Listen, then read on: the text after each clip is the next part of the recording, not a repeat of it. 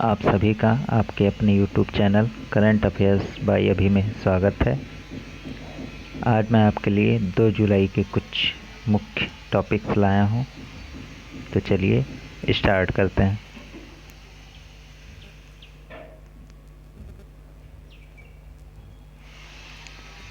पहली न्यूज़ है टी राजा कुमार वैश्विक एंटी मनी लॉन्ड्रिंग और आतंकवाद रोधी वित्त पोषण उपायों की प्रभावशीलता में सुधार पर ध्यान केंद्रित करेंगे। टी राजा कुमार वैश्विक एंटी मनी लॉन्ड्रिंग और आतंकवाद रोधी वित्त पोषण के अध्यक्ष बनाए गए हैं। इन्होंने डॉक्टर मार्कस प्लियर का स्थान लिया और 2 साल के कार्यकाल के लिए काम करेंगे। इससे पहले वह सिंगापुर के गृह मंत्रालय में वरिष्ठ सलाहकार के रूप में कार्यरत थे। आइए जान लेते हैं ये होता क्या है। यह मनी लॉन्ड्रिंग और आतंकवादी वित्त पोषण के लिए एक वैश्विक निगरानी संस्था है। इसकी स्थापना 1989 में मनी लॉन्ड्रिंग से निपटने के लिए नीतियां बनाने के लिए की गई थी। 2001 में आतंकवाद के वित्त पोषण को भी शामिल किया गया तथा इसका मुख्यालय पेरिस, फ्रांस में स्थित है। अगली न्यूज़ पे ध्यान देते हैं। यापर लैपिड इजराइल के 14वें प्रधानमंत्री बने हैं। यापर लैपिड कार्यवाहक प्रधानमंत्री बने हैं। उन्होंने नफ्ताली बेनेट की जगह ली है। इजराइल की संसद भंग हो गई और अब 1 नवंबर को चुनाव होंगे। 4 साल से भी कम समय में यह 5वां चुनाव होगा। नफ्ताली बेनेट ने कहा कि वह अगले संसदीय चुनाव में भाग नहीं लेंगे। नफ्ताली बेनेट का कार्यकाल इजराइल के इतिहास में सबसे छोटा था। अब इजराइल के बारे में जान लेते हैं। यह पश्चिमी एशिया का एक देश है। इसकी राजधानी यरूशलेम है और मुद्रा इजरायली शेकेल है। इसाक हर्जोग वर्तमान राष्ट्रपति हैं। यह एक बहुदलीय संसदीय प्रणाली द्वारा शासित है।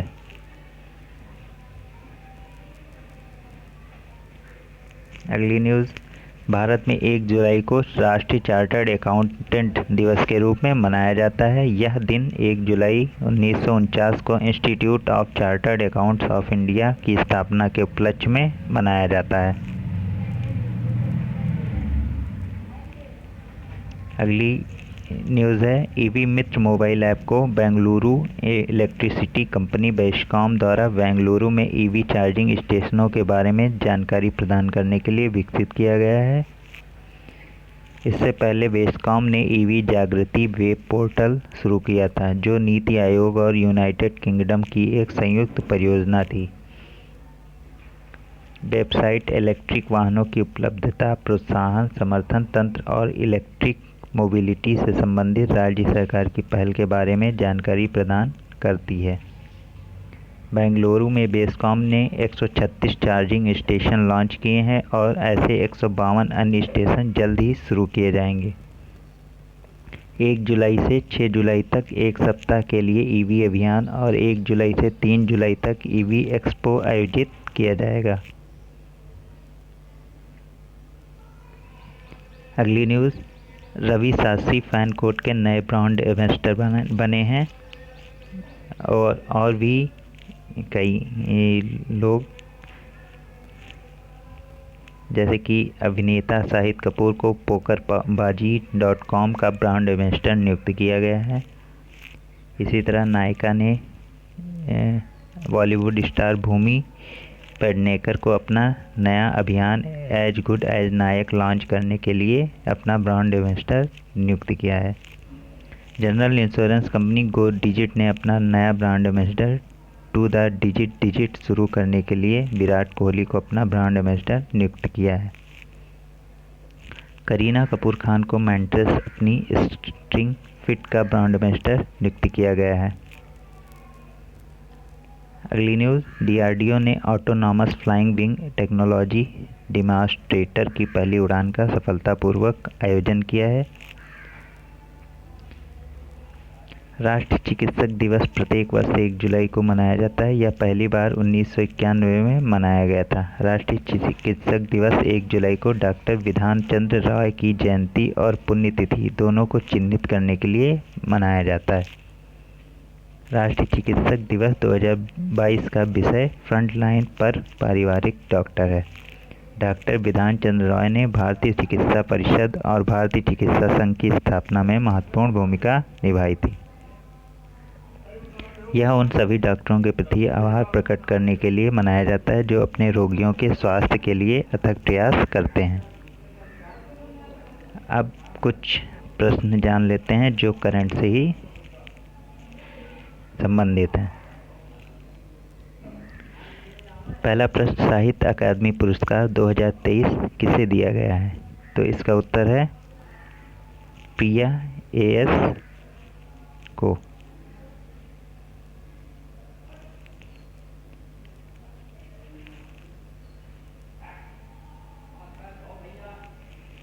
अगला क्वेश्चन है, हाल ही में भारत 2 दिवसीय स्टार्टअप 20 शिखर सम्मेलन की मेजबानी कहाँ करेगा?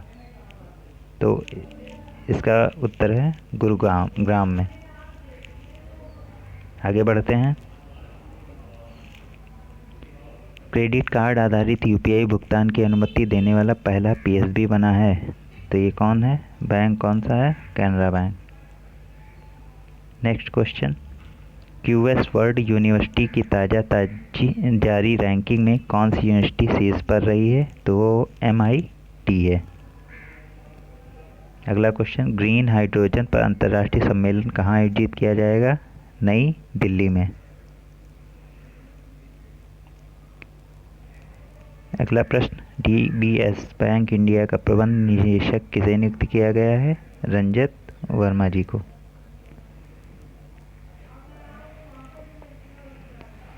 अगला क्वेश्चन है, हाल ही में सरकार ने पशु चिकित्सा दवाओं के लिए NOC देने के लिए कौन सा पोर्टल लॉन्च किया है? तो ये नंदी पोर्टल है, जिसको सरकार ने लॉन्च किया है पशु चिकित्सा दवाओं के लिए। अगला प्रश्न है, हाल ही में किसको दिल्ली विद्युत नियामक आयोग का अध्यक्ष नियुक्त किया गया है? तो वो आपके उमेश कुमार को नियुक्त किया गया है।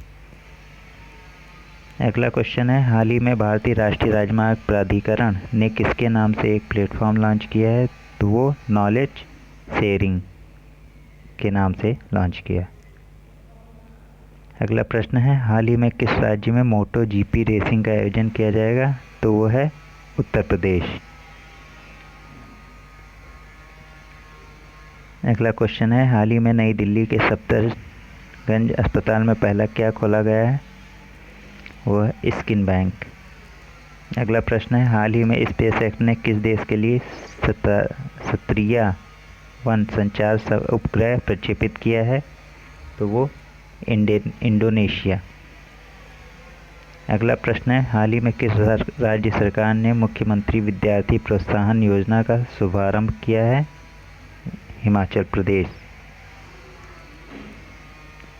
नेक्स्ट क्वेश्चन है, हाल ही में किस राज्य सरकार ने दूध प्रसंस्करण इकाई स्थापित करने के लिए NDDB के साथ साझेदारी की है? हिमाचल प्रदेश। अगला प्रश्न है, किस राज्य में हाल ही में एक पुरातत्वविद द्वारा मध्य पाषाण युग रॉक पेंटिंग की खोज की गई है? इसका उत्तर है आंध्र प्रदेश। अगला प्रश्न है, हाल ही में भारत का सबसे आकर्षक नियोक्ता ब्रांड कौन सा बना है? टाटा पावर।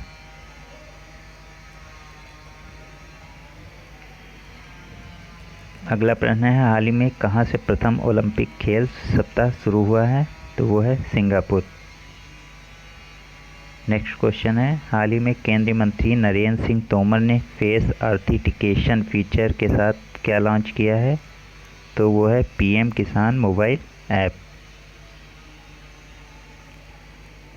अगला प्रश्न है, हाल ही में किसने एशियाई U21 स्नूकर चैंपियनशिप 2023 में कांस्य पदक जीता है? तो रेयान रजमी है। किस राज्य सरकार ने हाल ही में गरीबों को मुफ्त कानूनी सहायता प्रदान करने के लिए LADCS लागू किया है? उत्तर प्रदेश। अगला प्रश्न है, हाल ही में प्रतिष्ठित प्रोफेसर कोठापल्ली जयशंकर पुरस्कार किसे मिला है? आचार्य एन गोपी को।